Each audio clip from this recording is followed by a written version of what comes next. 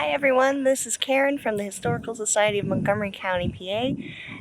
Today we are in Historic Montgomery Cemetery. It's October 2021, and in this month's video we're going to talk about a cold case from 1896.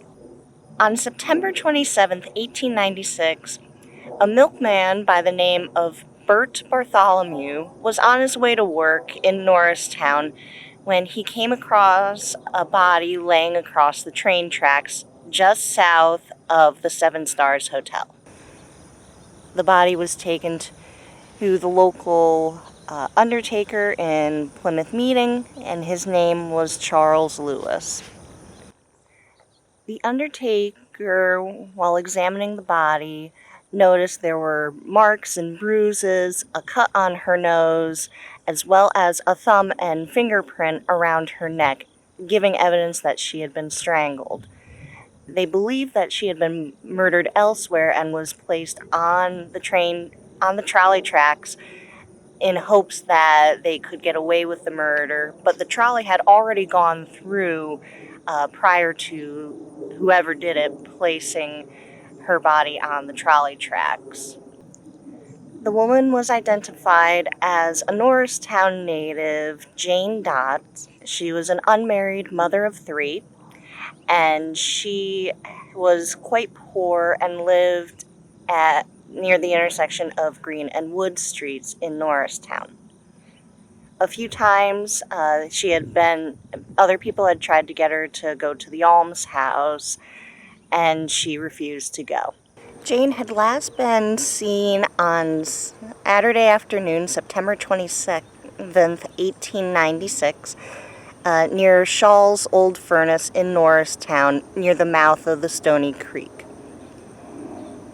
She was said to have been with her younger sister, Ella, Hannah Miller, William Mack, and a man named Peters.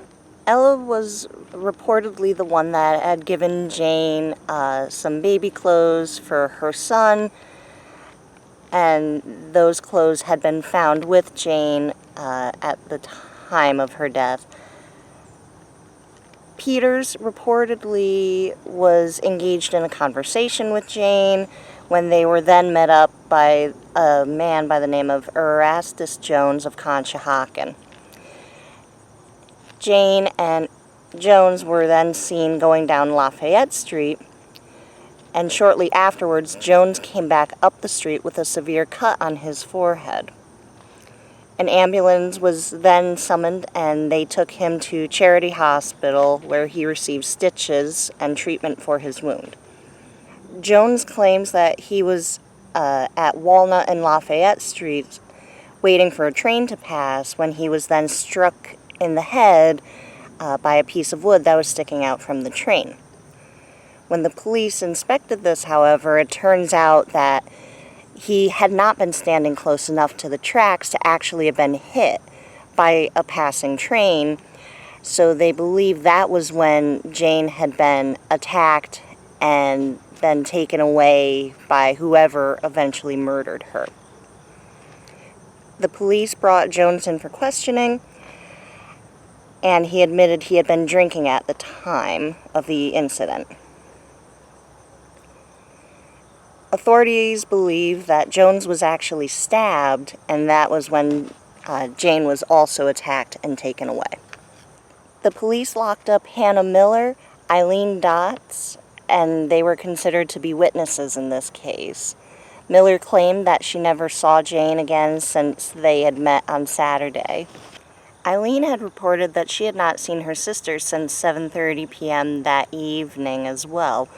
The police ultimately let the women go, not having enough evidence pointing them to Jane's murder.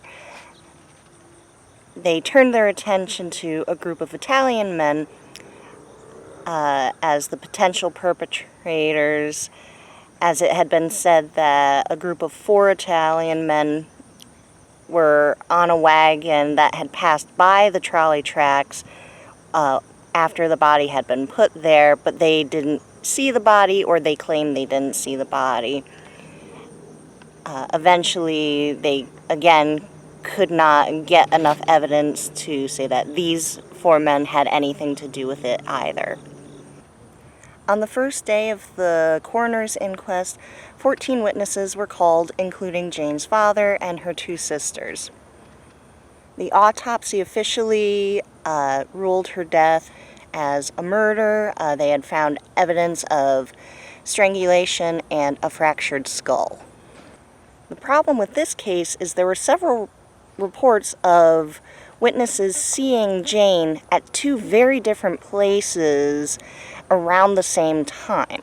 A man by the name of Richard Doran surfaced to testify, and he was suspected in wanting Jane to be out of the way on a case of larceny that he had committed, and Jane was allegedly a witness to this case.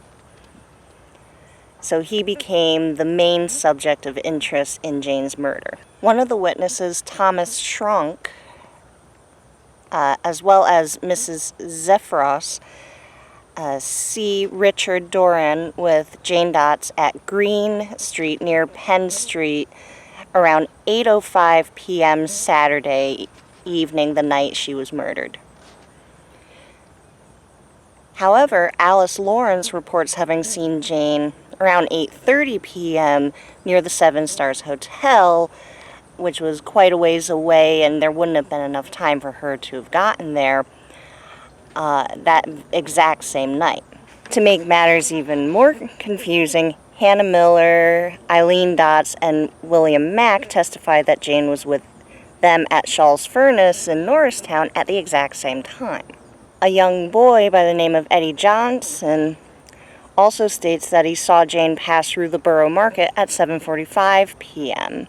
And just prior to that, another witness reported that she was at Mrs. Lemon's house where she lived at Green and Wood Streets. So ultimately, the police were very confused as to what exactly was the timeline leading up to Jane Dott's murder, because there were too many conflicting reports as to where exactly she was throughout the night, and all reports were very far away from each other, and it would not have been physically possible for her to have been in every single place she was said to have been seen that night. On October 30th, 1896, Richard was officially arrested and accused of murdering Jane Dotz. Lizzie Priest, who had testified to having been living with Richard, recalls overhearing a conversation that Richard had, saying that he would kill Jane if he should do it in the stable. Lizzie also claims that she saw a clot of blood on a stick in the barn, as well as a number of burdock burrs. And this is important because when they found Jane's body, there were burdock burrs in her hair, which they claim they were not grown in the area, so that's why they thought the murder happened elsewhere. So this was very compelling to the prosecutors because this is the first evidence of somebody wanting to do harm to Jane, as well as the burdock burrs that were linked or connected to her hair, but were not grown in the area where her body was found. Richard was held in Montgomery County Prison in Norristown during the trial. He entered a plea of not guilty, and he was eventually found not guilty by the jury because, other than Lizzie's account that he wanted Jane out of the way, there was no actual evidence pointing to him. It was all hearsay.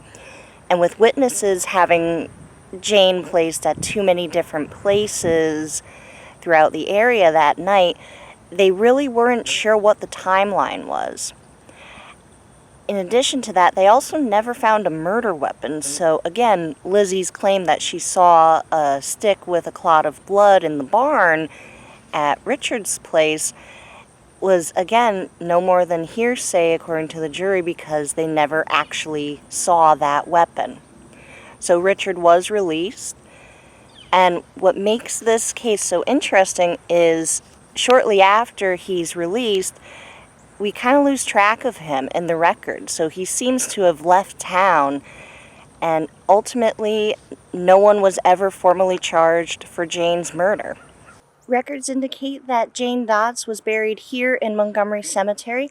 However, we have not found a headstone for her. So where exactly her body lies in the cemetery remains a mystery. We suspect she and her family were probably too poor for a marker, and that is probably why we don't know where exactly she's been buried.